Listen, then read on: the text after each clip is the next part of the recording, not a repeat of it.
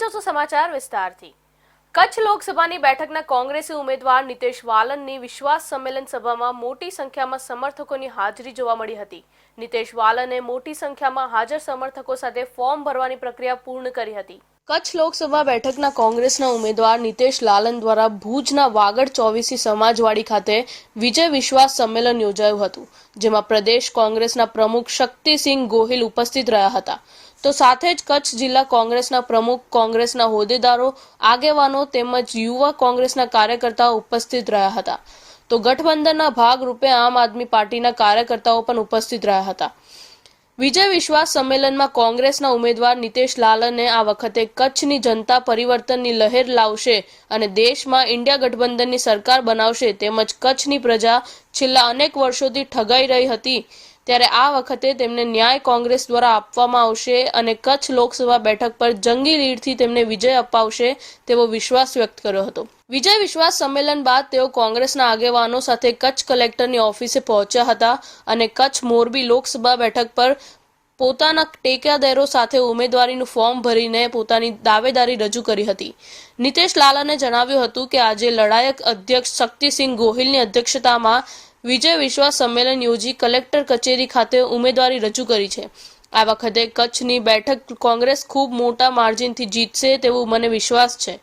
કોંગ્રેસના કાર્યકરો ભાજપમાં જોડાય છે તે પોતાની મજબૂરીના કારણે જોડાય છે, બાકી મનથી કોઈ તેમની પાસે જવા તૈયાર નથી। ભાજપ 5 લાખની લીડથી જીતની વાત કરે છે તો શા માટે ભરતી મેળાની વાતો કરે છે? તેમના કાર્યકરો પર વિશ્વાસ નથી? કચ્છના પ્રવાસમાં જાણવા મળ્યું છે કે લોકો ખૂબ પીડિત છે। આંકડાની માયાજાળમાં લોકોને ફસાવવા આવી રહ્યું છે, ત્યારે કચ્છની જનતા પણ આ વખતે સતર્ક છે।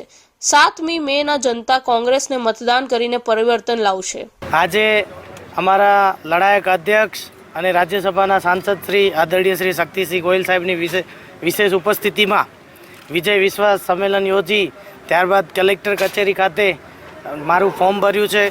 આ વખતે કચ્છની પ્રજા પરિવર્તનના મૂડમાં છે।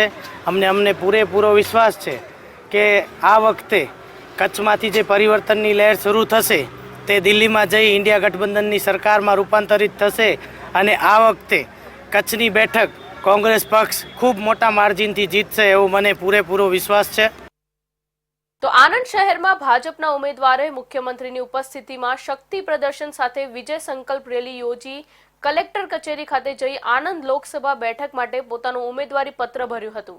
આણંદ લોકસભા બેઠકના ભાજપના ઉમેદવાર મિતેશ પટેલે વાસદ ખાતે પોતાના નિવાસ સ્થાને સવારે પૂજા અર્ચના કરી પોતાના માતા પિતાના ચરણ સ્પર્શ કરી આશીર્વાદ પ્રાપ્ત કર્યા બાદ તેઓ આણંદ ખાતે પહોંચ્યા હતા। આણંદ શહેરમાં અંબે માતાના મંદિર પાસે આયોજિત જનસભામાં સાંસદ મિતેશ પટેલે સંબોધન કર્યું હતું। ત્યારબાદ મુખ્યમંત્રી ભૂપેન્દ્ર પટેલે જનસભા સંબોધતા કહ્યું હતું કે 17 વર્ષના શાસનમાં જે કામ થયા નથી તે વડાપ્રધાન નરેન્દ્ર મોદીના શાસનમાં માત્ર 10 વર્ષમાં થયા છે અને હજી વધુ ઝડપી વિકાસ માટે ત્રીજી વાર મોદી સરકારના નારા સાથે મુખ્યમંત્રીએ હજારોની જનમેદનીને જુસ્સો ભરીને વધુમાં વધુ લોકો મતદાનના દિવસે મતદાન કરાવીને ભાજપના ઉમેદવારને વિજય બનાવે અને મોદીના હાથ મજબૂત કરે એવી અપીલ કરી હતી। ત્રીજી વખત આદરણીય પ્રધાનમંત્રી નરેન્દ્રભાઈ મોદી સાહેબ નેતૃત્વ ભારત દેશનું સંભાળવા જઈ રહ્યા છે, પ્રધાનમંત્રી બનવા જઈ રહ્યા છે, ત્યારે આજે ઉમેદવારી ફોર્મ ભરવા માટે આદરણીય આપણા ગુજરાતના મુખ્યમંત્રી મૃદુ એન્ડ મક્કમ ભૂપેન્દ્રભાઈ પટેલ સાહેબ આશીર્વાદ આપવા આવ્યા હતા। એની સાથે આપણા ક્લસ્ટર હેડ નરહરી અમીન સાહેબ, આપણા જિલ્લાના અધ્યક્ષ રાજેશભાઈ પટેલ, સૌ ધારાસભ્ય, સૌ સંગઠનના પદાધિકારી સાથે ભારતીય જનતા પાર્ટીના ગામડેથી સૌ કાર્યકર્તાઓ આવ્યા હતા। સૌ વડીલશ્રીઓ જે રીતે આશીર્વાદ મને આપ્યો છે એ રીતે જોતા 2019માં 2 ધારાસભ્ય આપણા ભારતીય જનતા પાર્ટીના હતા, પરંતુ અત્યારે 6 ધારાસભ્ય આપણા ભારતીય જનતા પાર્ટીના છે।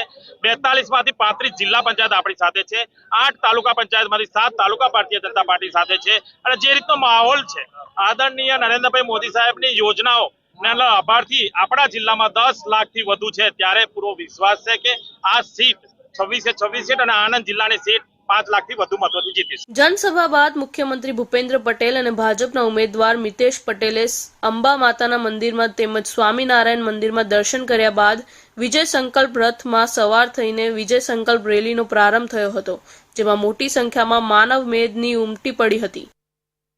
રાજકોટ લોકસભા બેઠકના કોંગ્રેસના ઉમેદવાર પરેશ ધાનાણીએ પોતાના ચૂંટણી પ્રચારના શ્રીગણેશ કર્યા છે. તે સાથે જ તેમણે પત્રકાર પરિષદ પણ યોજી હતી, જ્યાં તેમણે ભાજપ પર આકરા પ્રહારો કર્યા હતા. રાજકોટ લોકસભા બેઠક પર કોંગ્રેસે પરેશ ધાનાણીને ટિકિટ આપી હતી. એમના પ્રચાર કાર્યક્રમ ખાતે તેમણે પત્રકાર પરિષદ યોજી હતી.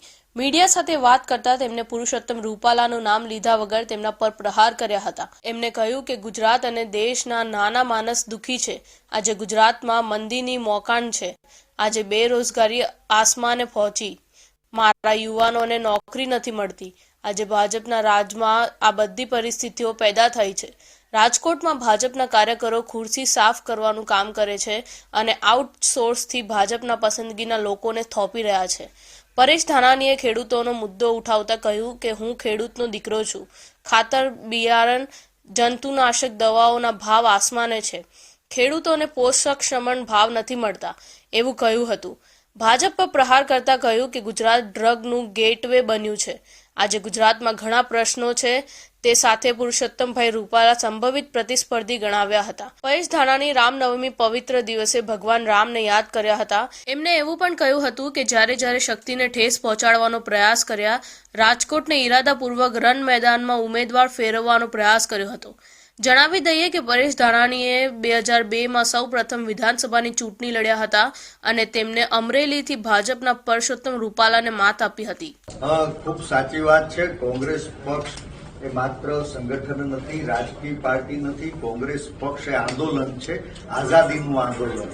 આઝાદીના આંદોલનમાં પણ શક્તિશાળી લોકોને સાથે લઈ અને જે સમૂહ બન્યો એ જ કોંગ્રેસ પાર્ટીમાં પરિવર્તિત થયો. કોંગ્રેસ પક્ષમાં પક્ષ બન્યો ત્યારથી આજ પર્યંત સંપૂર્ણ આઝાદી છે.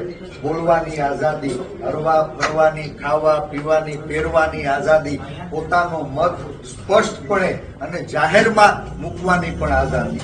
મારે આપના મારફત ભારતીય જનતા પાર્ટીના મિત્રોને સવાલ પૂછવો છે કે તમે એવી કઈ વ્યવસ્થા પેદા કરી છે જ્યાં તમારા નેતાઓ નમાલા બની ગયા છે. આજ પ્રજા વિવિધ સમસ્યાઓથી પીડાય છતાં ભારતીય જનતા પાર્ટીનો ચૂંટાયેલો જનપ્રતિનિધિ એની સરકારને સાચી વાત કેમ નથી કહી શકતો?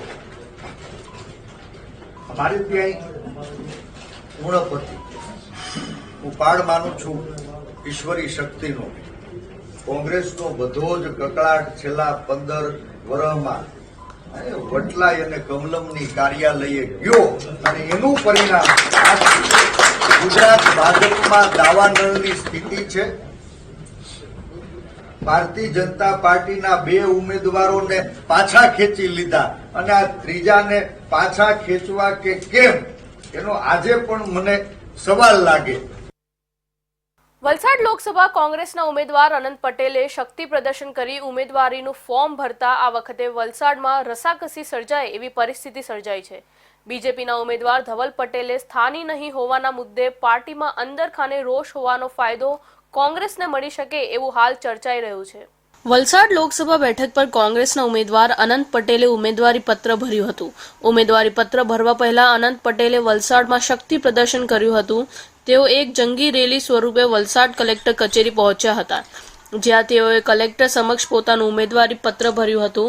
આ પ્રસંગે કોંગ્રેસ અગ્રણી ગૌરવ પાંડ્યા, વલસાડ જિલ્લા કોંગ્રેસ પ્રમુખ દિનેશભાઈ પટેલ અને સાથે કોંગ્રેસના અગ્રણીઓ કાર્યકર્તાઓ સાથે મોટી સંખ્યામાં અનંત પટેલના સમર્થકો પણ ઉપસ્થિત રહ્યા હતા. આ વખતે વલસાડ બેઠક પર ઇન્ડી ગઠબંધનના અન્ય પક્ષોએ પણ અનંત પટેલને ટેકો જાહેર કર્યો હતો. આથી અનંત પટેલની ઉમેદવારી પત્ર ભરતી વખતે આમ આદમી પાર્ટીના અગ્રણીઓ અને કાર્યકર્તાઓ પણ કોંગ્રેસ કાર્યકર્તાઓ સાથે જોડાયા હતા. અહીં મહત્વપૂર્ણ છે કે અનંત પટેલ વર્તમાનમાં વાંસદાના કોંગ્રેસી ધારાસભ્ય છે. જોકે આ વખતે કોંગ્રેસ તેમને લોકસભાની ચૂંટણી લડવા મેદાનમાં ઉતાર્યા છે. અનંત પટેલની સમગ્ર દક્ષિણ ગુજરાતના આદિવાસી વિસ્તારોમાં એક આક્રમક છબી ધરાવતા અગ્રણી આદિવાસી નેતા તરીકે તેમની ગણના થાય છે અને તેમના સમર્થકોનો પણ એક અલગ વર્ગ છે. વલસાડ બેઠક પર કોંગ્રેસ અનંત પટેલ અને ભાજપ ઉમેદવાર ધવલ પટેલ વચ્ચે બરાબરીનો પ્રતિષ્ઠા ભર્યો જંગ ખેલાશે. ઉમેદવારી પત્ર ભર્યા બાદ કોંગ્રેસ અગ્રણીઓ અને અનંત પટેલે આ વખતે વલસાડ બેઠક પર કોંગ્રેસની મોટી લીડથી જીતી કેન્દ્રમાં ઇન્ડી ગઠબંધનની સરકાર રચાશે તેવો આત્મવિશ્વાસ વ્યક્ત કર્યો હતો. વલસાડ ડાંગ લોકસભાની સીટનું ઉમેદવારી પત્ર ખૂબ જોશ અને ઉત્સાહ સાથે યુવાનો સાથે, વડીલો સાથે, કોંગ્રેસના કાર્યકર્તા તેમજ ઇન્ડિયા ગઠબંધનના તમામ આગેવાનો સાથે અમે ફોર્મ આજે ભર્યું છે અને તમામ લોકોમાં, તમામ વિસ્તારમાં અને તમામ જાતિઓમાં, તમામ સમાજમાં એક ઉત્સાહ છે, એક નવી લહેર છે અને અમે ઇન્ડિયા ગઠબંધનની સરકાર બનાવીશું. પ્રચંડ જીતની આશા. ગણિત બહુ સિમ્પલ છે કે ભાજપની સામે અને નરેન્દ્ર મોદીની સરકારની સામે જે અત્યારે અસંતોષ છે એમાં ખાસ કરીને બેરોજગારી અને મોંઘવારી, આ બે જે મુદ્દાઓ છે એ સમાજના તમામ વર્ગને કનડગત કરી રહ્યા છે, ખૂબ હેરાન કરે છે. આ વખતની લોકસભા ચૂંટણીમાં વલસાડ બેઠક માટે ખરાખરીનો જંગ જોવા મળશે. આ વખતે બંને પક્ષના ઉમેદવારોએ પોતાની જીત નિશ્ચિત હોવાનો દાવો કર્યો છે, તો બીજી તરફ અત્યાર સુધીની ઇતિહાસ પર નજર કરીએ તો આ વલસાડ બેઠક પર જે પાર્ટીના ઉમેદવાર જીત્યા હોય, કેન્દ્રમાં એ જ પાર્ટીની સરકાર બનતી આવી હોય. બંને પાર્ટી માટે આ બેઠક જીતવી સરકાર બનાવવા માટે ખૂબ જરૂરી સાબિત થશે. તો બનાસકાંઠા લોકસભા બેઠક ઉપર કોંગ્રેસના મહિલા ઉમેદવારે તેમના ઉમેદવારી પત્રમાં સોગંદનામું રજૂ કર્યું છે, જેમાં તેઓ સારી એવી રોકડ, સોના ચાંદીના દાગીના અને મોંઘીઘાટ ગાડી સાથે 36.29 લાખની મત્તા ધરાવતા હોવાનો ઉલ્લેખ કર્યો છે. તેમજ તેમના પતિ એક બાઇક સાથે 5.17 લાખની મિલકત ધરાવતા હોવાનું કબૂલાતનામું રજૂ કર્યું છે. લોકસભાની ચૂંટણીમાં દરેક ઉમેદવારને પોતાની મિલકત અંગે સોગંદનામું ફરજિયાત રજૂ કરવાનું થતું હોય છે, જેમાં બનાસકાંઠા લોકસભા બેઠક પર ચૂંટણી લડી રહેલા કોંગ્રેસના મહિલા ઉમેદવાર ગેનીબેન ઠાકોરે પણ પોતાની અને તેમના પતિની મિલકત અંગે સોગંદનામું રજૂ કર્યું છે, જેમાં મહિલા ઉમેદવારના જુદા જુદા બેંક એકાઉન્ટમાં 11,64,432 રોકડ રકમ, 10.50 લાખની એક ગાડી અને 10.50 લાખના 15 તોલા સોનાના દાગીના અને 2.45 લાખની 3.5 કિલોગ્રામ ચાંદી મળી કુલ 36,29,433ની મિલકત ધરાવતા હોવાનું અને તેમના પતિ શંકરજી એક બાઇક સહિત 5.17 લાખની મિલકત ધરાવતા હોવાનું કબૂલાત કરી છે. ઉમેદવારો દ્વારા પોતાની સંપત્તિ અને બેંક એકાઉન્ટની તમામ વિગતો સોગંદનામું કરી જાહેર કરવાની હોય છે. સાથે જ ઉમેદવાર પર કોઈ ક્રિમિનલ કેસ હોય તો એની વિગત પણ જાહેરાત માધ્યમ દ્વારા ચૂંટણી સમયમાં 2 વાર જાહેરાત આપીને જાહેર કરવાનો નિયમ હોય છે. તો ગોંડલના રામોદમાં યોજાયા અનોખા લગ્ન જાનને સ્મશાનમાં ઉતારો આપવામાં આવ્યો. વરે કન્યાએ ઊંધા ફેરા ફર્યા. રાજકોટના કોટડા સાંગની તાલુકામાં રામોદમાં રામનવમીના રોજ અનોખા લગ્ન યોજાયા હતા, જેમાં કાળા કપડામાં જાનૈયાઓનું સ્વાગત કરવામાં આવ્યું. કોટડા સાંગની તાલુકાના રામોદ ગામમાં રાઠોડ પરિવારે ત્યાં યોજાયો હતો આ અનોખો પ્રસંગ. રાજકોટના કોટડા સાંગની તાલુકામાં રામોદમાં રામનવમીના રોજ અનોખા લગ્ન યોજાયા, જેમાં કાળા કપડામાં જાનૈયાઓનું સ્વાગત કરવામાં આવ્યું હતું. રામોદ ગામના વતની મનસુખ ગોવિંદભાઈ રાઠોડ પરિવારે સદીઓથી ચાલી આવતી માન્યતા પરંપરાને કોરાને રાખીને સ્મશાનમાં વરરાજા તેમજ જાનૈયા સહિત પરિવારને ઉતારો આપી કુરિવાજોને તિલાંજલિ આપવાનો ઐતિહાસિક લગ્ન સમારોહ યોજાયો હતો, જેમાં કન્યા પક્ષના મોભીઓ કાળા વસ્ત્ર પરિધાનમાં જાનૈયાને સ્વાગત કરી ઉતારો આપ્યો. બોધ સાથે વિજ્ઞાન જાથાની વિચારધારાને અનુલક્ષીને લગ્ન સમારોહ રાખવામાં આવ્યો હતો. રામોદ ગામની પાયલ મનસુખભાઈ રાઠોડના લગ્ન જયેશ મુકેશભાઈ સરવૈયા સાથે થયા, જેમાં કમર કોરડા ગામથી રામોદ ખાતે જાનનું આગમન થયું હતું. આ જાનને કોઈ વાડીમાં નહીં પણ સ્મશાનમાં ઉતારો આપવામાં આવ્યો. આ લગ્ન મુહૂર્ત અને ચોગડિયા વગર ઊંધા ફેરા સાથે કરવામાં આવ્યા અને લગ્ન દરમિયાન વરરાજાનું સ્વાગત કન્યાઓ ભૂત પેત બની કાળા વસ્ત્રો ધારણ કરીને કરવામાં આવ્યું. સાથે વર કન્યા લગ્ન મંડપમાં સપ્તપદીના બદલે બંધારણના સોંગદ લીધા. આમ જૂની પુરાની માન્યતાઓનું ખંડન કરીને અંધશ્રદ્ધા નાબૂદ કરવા માટે અનોખો પ્રયાસ કરવામાં આવ્યો હતો. આ લગ્ન સમજણપૂર્વક લગ્ન સમારોહ યોજીને અંધશ્રદ્ધાને નેસ્ત નાબૂદ કરવા અને સમાજમાં રહેલા કુરિવાજોને દૂર કરવા માટે અનોખો પ્રયાસ કરાયો હતો. સમાજના કુરિવાજો છે એ બધામાં અમે માનતા નથી.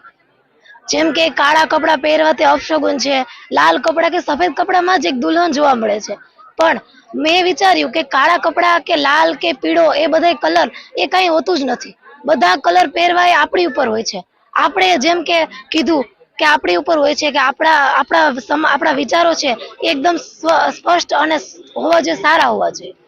એટલે એ રીતે કાળા કપડા ને એ બધું જે છે, મુહૂર્ત, ચોઘડિયા, આ બધું ખોટું છે. અને આ લગ્ન દ્વારા અમે એક જ ખાલી મેન અમારો એક જ ઉદ્દેશ છે કે ગમે તે વસ્તુ હોય એમાં શ્રદ્ધા રાખવી જરૂરી છે, અંધશ્રદ્ધા રાખવાની કોઈ જરૂરિયાત છે નહીં. એટલા માટે આપણે ગમે તે વસ્તુ ચોઘડિયા જે હોય એમાં વિશ્વાસ રાખવો જોઈએ, પણ અંધવિશ્વાસ ન રાખવો જોઈએ. વરરાજાની જાન કમરકોટડા નિવાસી મુકેશભાઈ નાજાભાઈ સરવૈયા પરિવારની આવી હતી, જેમાં વરરાજા જયેશભાઈનું સ્વાગત રામોદની કન્યા પાયલને કાળી સાડીના વેશ પરિધાનમાં ભૂત પ્રેતના સરઘસ તેમજ ડીજેના તાલે સામૈયું કરાયું હતું. વર કન્યાની લગ્ન વિધિ બૌદ્ધ અને વિજ્ઞાન જાથાની વિચારધારાને અનુરૂપ યોજાયો. મુહૂર્ત ચોઘડિયાને ફગાવી ઊંધા ફેરા રાખી બંધારણના સોગંદ બોલી શપથ ગ્રહણ કરાયા હતા. જાથાના ચેરમેન એડવોકેટ જયંત પંડ્યા જણાવે, જાથાની ટીમ રામોદ ગામમાં સવારે 8 કલાકે પહોંચી ઐતિહાસિક લગ્ન સમારોહનું સંચાલન કરાયું હતું. પ્રારંભમાં સવારે 9 થી 10 1 કલાક સુધી સદીઓ જૂની માન્યતાને ખંડન કરી સામૈયું સ્મશાનમાં ઉતારો સાથે વર્ષો જૂની માન્યતાને ફગાવવામાં આવી હતી. સમજણપૂર્વકનો લગ્ન સમારોહ સાથે અંધશ્રદ્ધાને નેસ્તાબૂદ કરવામાં આવેલ. કન્યા પાયલ અને વરરાજા જયેશને લગ્નનું હાર્દ સમજાવી વૈજ્ઞાનિક મિજાજ કેળવવા સંબંધી હકીકત મૂકવામાં આવશે. કાળી વસ્તુ, કાળું વસ્ત્ર જે અશુભ માનવામાં આવે છે તે છિન્ન મનોવૃત્તિ છે, હકીકત નથી. દ્રઢ મનોબળ કેળવાય તે સંબંધી આયોજન રાખવામાં આવ્યું છે. મુહૂર્ત ચોઘડિયા માનવીએ બનાવેલ છે. કુદરત પ્રાકૃતિક નિયમ સાથે કશી લેવા દેવા નથી. લગ્ન સમારોહ આદર્શ દાંપત્ય જીવન સાથે દ્રઢ મનોબળ કેળવાય સાથે લગ્ન વિધિ સાચી હકીકત તર્ક દ્રષ્ટિ મૂકવાનો કાર્યક્રમ છે. દેશમાં સૌને માનવા ન માનવાની બંધારણે અધિકાર આપ્યો છે. તે મુજબ સમગ્ર આયોજન કરાયું હતું. રામોદમાં રાઠોડ પરિવાર દ્વારા દીકરીના લગ્ન પ્રસંગ નિમિત્તે સ્મશાનની અંદર જાન પક્ષનો ઉતારો આપ્યો. બધાએ કાળા કપડાં પહેરીને વરરાજાનું અને જાન પક્ષનું સ્વાગત કર્યું છે. અને લોકોમાં એક અમે અંધશ્રદ્ધા દૂર થાય, કુરિવાજ દૂર થાય એના માટેનો કાર્યક્રમ છે. આપણે માનતા હોય કે કાળું કપડું છે અશુભ છે, વાસ્તવની અંદર આ બધા રંગભેદ છે. અને તમારો સકારાત્મક વિચાર હોય તો કોઈ પણ કલરના કપડાં પહેરો તો કોઈ વાંધો આવતો નથી, એવું વિજ્ઞાન જાથાએ વર્ષોથી સ્થાપિત કરી દીધું. તેના ભાગરૂપે કાર્યક્રમ છે. મારી દીકરીના લગ્ન આજરોજ સ્મશાનમાં રાખવામાં આવેલ છે, જે વિજ્ઞાન જાથાના આયોજનથી રાખવામાં આવેલ છે.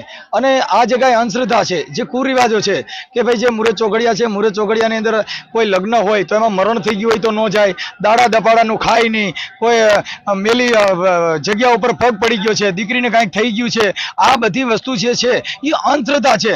એના માટે થઈને અમારા પરિવારને અમે જે આ બાબતમાં જે વિજ્ઞાનથી આ લગ્ન કરવામાં આવ્યા તો અમારા પરિવારની અંદર કોઈ પણ એવું સપનું એવું નથી. અને આ કાર્યક્રમ જાથા મુજબ આજરોજ સફળ થઈ ગયા છે. યુવતીના પિતાના કહેવા મુજબ આ લગ્નનું આયોજન સ્મશાનમાં કરવામાં આવ્યું છે. સમાજમાં રહેલા કુરિવાજોને દૂર કરવા માટે અનોખો પ્રયાસ છે. ત્યારે આ લગ્ન અત્યારે સમગ્ર ગુજરાતમાં ચર્ચાનો વિષય બન્યો છે. તો રામનવમીની ઉજવણી નિમિત્તે સમગ્ર રાજ્યમાં અલગ અલગ જગ્યાઓ પર ભવ્ય શોભાયાત્રા નીકાળવામાં આવી છે. ત્યારે ધોરાજી સમસ્ત હિન્દુ ઉત્સવ સમિતિ દ્વારા પણ રામનવમી નિમિત્તે ભવ્ય શોભાયાત્રા નીકળી હતી. સમસ્ત હિન્દુ સમિતિ ભક્ત શ્રી તેજા બાપા અન્ન ક્ષેત્ર સહાયક ટ્રસ્ટ દ્વારા રામનવમી નિમિત્તે ભવ્ય શોભાયાત્રા નીકળી હતી. ધોરાજીના રાખોલિયા ચોક રામ મંદિર ખાતે રામ મંદિરના પૂજારી કનુભાઈ ભાવાનંદી દ્વારા ભગવાન શ્રી રામના મંદિરમાં મહાઆરતી કરી ભગવાન શ્રી રામનો પ્રાગટ્ય ઉત્સવનો પ્રારંભ કરી ભવ્ય શોભાયાત્રાનો પ્રારંભ કરવામાં આવેલો હતો. શોભાયાત્રા ધોરાજીના રામ મંદિર ચોકથી પ્રારંભ થઈ જમનાવડ રોડ, પોસ્ટ ઓફિસ ચોક, જેતપુર રોડ આવેલા ચોક જીન મિલ રોડ, માધવ ગોશાળા ચોક, શાક માર્કેટ થઈ સોની બજાર, મેન બજાર, 3 દરવાજા થઈ સ્ટેશન રોડ થઈ અને રામ મંદિર ખાતે પૂર્ણ થયેલ હતી. શોભાયાત્રામાં વિવિધ અલગ અલગ શણગારેલા ફોટો, ભગવાન શ્રી રામની કલાકૃતિ સાથેના અભિનય સાથેના ફોટો તેમજ ભક્ત શ્રી તેજા બાપા અને શિવશક્તિ ગ્રુપનું દાંડિયા રાસનું આકર્ષણ વગેરે ખૂબ જ સુંદર રામનવમી નિમિત્તે શોભાયાત્રા નીકળી હતી. તો ભાજપના સુરત લોકસભા બેઠકનો ઉમેદવાર મુકેશ દલાલ દ્વારા ઉમેદવારી પત્ર ફોર્મ ભરાયું છે. ઉમેદવારી પત્રમાં તેમને પોતાના શૈક્ષણિક લાયકાતથી લઈને જંગમ સ્થાવર મિલકતોનું વિવરણ આપ્યું છે. પોતાની કરોડોની મિલકત એમને જાહેર કરી છે. સુરત લોકસભાના ભારતીય જનતા પાર્ટીના ઉમેદવાર દ્વારા ભરવામાં આવેલા ઉમેદવારી પત્રમાં પોતાની પાસે રહેલી મિલકતોથી લઈને તમામ બાબતોની વિગતો આપવામાં આવી હતી, જેમાં અંદાજિત 7.69 કરોડની જંગમ મિલકત હોવાનું જણાવવામાં આવ્યું છે. તેમજ સ્થાવર મિલકતમાં 10.8 કરોડની સંપત્તિ બતાવી છે. પોતાની પાસે અને તેમની પત્ની અન્ય સંયુક્ત કુટુંબમાં જે સંપત્તિ છે તેની વિગતો આપવામાં આવી છે. ભાજપના ઉમેદવાર મુકેશ દલાલ દ્વારા જે એફિડેવિટ રજૂ કરવામાં આવી છે તેમાં પોતાની પાસે અને પત્નીની પાસે જે ઘરેણા છે તેની પણ વિગત આપવામાં આવી છે. અંદાજે પતિ પત્ની પાસે જે સોના ચાંદીના તેમજ અન્ય કિંમતી ઝવેરાતો છે તેની કિંમત 32.78 લાખ થવા જાય છે. તેમજ અલગ અલગ મ્યુચ્યુઅલ ફંડમાં લાખો રૂપિયાનું રોકાણ કર્યું છે. શેર બજારમાં પણ અલગ અલગ કંપનીઓમાં રોકાણ કર્યા હોવાનું જણાવવામાં આવ્યું છે. આમ સુરત લોકસભા ચૂંટણીમાં ભાજપના ઉમેદવાર કરોડપતિ હોવાનું સામે આવ્યું છે. તો આગામી લોકસભા ચૂંટણીને અનુલક્ષીને સ્વીપ મતદાન જાગૃતિ પહેલ અંતર્ગત લોકશાહીના મહાપર્વમાં મહત્તમ મતદારો મતદાન કરે અને લોકશાહીના અવસરમાં વધુમાં વધુ લોકો સહભાગી બની ચુનાવ કા પર્વની ઉત્સાહભેર ઉજવણી કરે એ માટે સુરતના કિન્નર સમાજના સ્ટેટ આઇકોન નિકિતા કુંવરે સુરતના નાગરિકોને વધુમાં વધુ મતદાન કરવા અપીલ કરી હતી. લોકસભા ચૂંટણીમાં મતદાર જાગૃતિ અભિયાનમાં હવે કિન્નર સમાજ પણ આગળ આવ્યો છે. કિન્નર સમાજ એટલે કે થર્ડ જેન્ડરના સ્ટેટ આઇકોન નિકિતા કુંવરે મતદાન કરવા સૌ નાગરિકોને પવિત્ર મતાધિકારોનો ઉપયોગ કરવાનો અનુરોધ કરતા કહ્યું, જાગૃત મતદાતા લોકતંત્રનો ભાગ્ય વિધાતા હોય છે, એટલે જ લોકશાહીમાં મતદાનનું અનેરું મહત્વ હોય છે. સૌ મતદારોએ સપરિવાર મતદાન કરી લોકશાહીના મહાપર્વની ઉજવણી કરવી જોઈએ. ભારતને યુવાનોનો દેશ ગણવામાં આવે છે, ત્યારે 18 વર્ષથી વધુ વયના યંગસ્ટર્સને આળસ છોડી જાગૃત થઈ મતદાન કરી લોકશાહીની પ્રક્રિયામાં સહભાગી બનવા ભારપૂર્વક જણાવ્યું હતું. કિન્નર સમાજના અગ્રણી નૂરી કુંવર કશિશ કુંવરે નાગરિકોને મતદાનની અપીલ કરતા જણાવ્યું હતું કે વિશ્વના સૌથી મોટા લોકશાહી દેશ ભારતમાં લોકો દ્વારા, લોકો માટે અને લોકોનું શાસન ચાલે છે. 18 વર્ષથી વધુની વયના તમામ નાગરિકોને મત આપવાનો અધિકાર મળ્યો છે, ત્યારે લોકશાહીમાં મતદાનનો અધિકાર બહુ મૂલ્ય છે. દેશભરમાં તબક્કાવાર સાથે ગુજરાતમાં આગામી તારીખ 7મી મે એ યોજાનારા લોકશાહી ચૂંટણીના મહાપર્વમાં આપણે સૌ નાગરિકોએ મતાધિકારનો ઉપયોગ કરી અવશ્ય મતદાન કરવું જોઈએ. ભારત એક લોકશાહી દેશ છે, લોકોનું લોકો માટે અને લોકો દ્વારા ચાલતું દેશ. આપણે 18 વર્ષની ઉપરના છે તો આપણને મત આપવાનો અધિકાર મળ્યો છે. આ અધિકાર બહુ અમૂલ્ય છે, એટલે અવશ્યપણે ગુજરાતમાં 7 મેના રોજ ચૂંટણી થવાની છે, તેની અંદર આપનો અમૂલ્ય મત જરૂરથી આપશો. મત આપવા ક્યાં જવાનું છે? મત આપવા નજીકના પોલિંગ બૂથ સ્ટેશન પર જવાનું છે, અને કોઈ પણ આળસ વગર જે તે વ્યક્તિ, પાર્ટી, જાતિ, જ્ઞાતિને જોયા વગર આ તટસ્થપણે આપવાવાળો અધિકાર છે. અમે કિન્નર સમાજ દ્વારા આપ સર્વને અપીલ કરીએ છીએ કે કોઈ પણ આળસ અને કોઈ પણ જાતની ખામી વગર, કોઈ પણ આળસ વગર 7 મેના દિવસે અવશ્યપણે પોતાના નજીકના પોલિંગ બૂથ સ્ટેશન પર જઈને વોટ આપશો જી. ભારતના સર્વાંગી વિકાસમાં આપનો સાથ સહકારની જરૂર છે, એટલે 10 મિનિટનો પણ સમય કાઢીને વોટ આપશો જી. मैं पब्लिक को ये सूचना देना चाहती हूँ कि 7 मई रखी गई है हमारे गुजरात में, तो ज़्यादा से ज़्यादा 18 साल से ऊपर जो व्यक्ति हैं और अपनी फैमिली को ले जाके वोट करें, ये रिक्वेस्ट है हमारी. નૂરી કુંવર કશિશ કુંવરે વધુમાં કહ્યું કે દેશના સર્વાંગી વિકાસમાં આપના પ્રત્યેક મતનું આગવું મૂલ્ય છે. મજબૂત લોકશાહીનું નિર્માણ કરવા, દેશને સશક્ત કરવા માટે મતદાન અતિ આવશ્યક છે અને દેશના નાગરિક તરીકેની ફરજ પણ છે, જે લોકશાહી પ્રક્રિયામાં સક્રિય ભાગીદારી માટે સક્ષમ બનાવે છે. જેથી કિન્નર સમાજ વતી સુરત શહેર સહિત રાજ્યના નાગરિકોને આ મહાપર્વમાં હોશે હોશે પરિવાર સાથે મતદાન થકી સહભાગી થવા તેમને અપીલ કરી હતી. તો સંઘ પ્રદેશમાંથી અપક્ષ તરીકે ઉમેદવારી નોંધાવનાર ઉમેદવાર અનોખી રીતે જનતા પાસેથી ફંડ ઉઘરાવી પોતાનું ઉમેદવારી પત્ર ભર્યું હતું. આ સમયે વધુમાં તેઓએ એકઠા થયેલા રોકડા રૂપિયા અને સિક્કા અને નોટોને ટોપલામાં ભરી માથે ટોપલું ઉપાડી ડિપોઝિટ માટેની રકમ રજૂ કરી હતી. રાજ્યના પડોશમાં આવેલા સંઘ પ્રદેશ દમણ દીવ લોકસભા બેઠક પર ઉમેદવારી પત્રો ભરવાના સિલસિલો ચાલી રહ્યો છે. અત્યાર સુધી ભાજપના ઉમેદવાર લાલુભાઈ પટેલે ઉમેદવારી પત્ર ભર્યું છે, જો કે એક અપક્ષ ઉમેદવારે અનોખી રીતે ઉમેદવારી પત્ર ભર્યું છે. આ બેઠક પર ઉમેશ પટેલ નામના એક અપક્ષ ઉમેદવારે લોકો પાસે ફંડ ફાળો ઉઘરાવી અને એકઠા થયેલા રોકડા રૂપિયાના સિક્કા અને નોટોને ટોપલામાં ભરી માથે ટોપલું ઉપાડી ચૂંટણી અધિકારી સમક્ષ રજૂ કરી અને ડિપોઝિટ તરીકે જમા કરાવ્યા હતા. ઉમેશ પટેલ દમણના યુથ એક્શન ફોર્સ નામની એક સંસ્થાના પ્રમુખ છે અને આ પ્રદેશમાં જાણીતો યુવા ચહેરો છે. 2019માં પણ દમણ બેઠક પર ભાજપના અને કોંગ્રેસના ઉમેદવારોની સામે તેઓએ ઉમેદવારી કરી હતી. આથી આ બેઠક પર ત્રિપાંખીયો જંગ ખેલાયો હતો, જેમાં ઉમેશ પટેલને 24% જેટલા મત મળ્યા હતા અને આ વખતે પણ તેઓએ ઉપક્ષ ઉમેદવારી કરી છે. જોકે આ વખતે તેઓએ આ ચૂંટણી લડવા ઘરે ઘરે ફરી અને લોકો પાસે ફાળો ઉઘરાવ્યો હતો. હાથમાં ફાળો ઉઘરાવવાનો ગલ્લો લઈ અને તેઓ ઘર ઘર ફર્યા હતા અને લોકો પાસે ચૂંટણી લડવાના આશીર્વાદ રૂપે એક રોકડા રૂપિયા ફાળા તરીકે આશીર્વાદ માંગ્યા હતા. આથી ઉમેશ પટેલને લોકો તરફથી પણ સારો પ્રતિસાદ મળ્યો છે, જેના ભાગરૂપે તેમને લોકો પાસેથી 63,000થી વધુ રૂપિયાનો ફાળો મળ્યો હતો.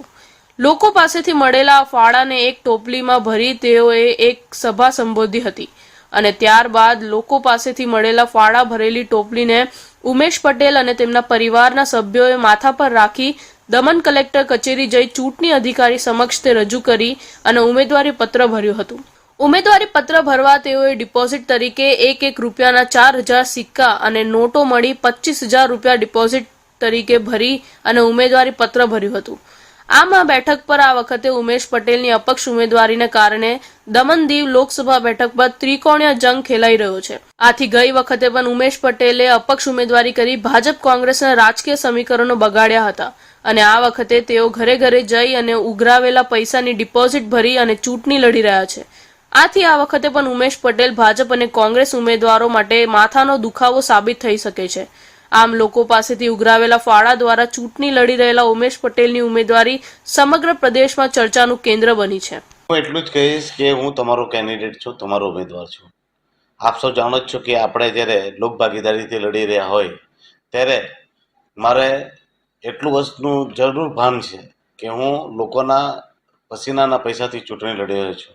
લોકોએ મને ઘણી બધી આશા અને અપેક્ષાઓ લઈને અને ઘણી બધી ઉમેદો સાથે દુઆ કરીને પૈસા આપેલા છે અને એ જ પૈસાથી જ્યારે મેં નામાંકન ભર્યું હોય ત્યારે મારી જવાબદારી બની જાય છે કે આ લોકોની દરેક આશાઓને અપેક્ષાને પૂરી કરું. સંઘ પ્રદેશમાંથી અપક્ષ તરીકે ઉમેદવારી નોંધાવનાર ઉમેશ પટેલે લોકોના સમર્થન અને તેઓ દ્વારા આપવામાં આવેલી સહાય એક અલગ પ્રકારે લોકો સમક્ષ રજૂ કરી નવી શરૂઆત કરી છે, જેને લોકોને વધાવી પણ લીધી છે. તો આ હતા આજના મહત્વના સમાચાર. ફરી મળીશું નવા સમાચાર સાથે. ત્યાં સુધી જોતા રહેજો ઇન્ડિયા ન્યૂઝ ગુજરાત.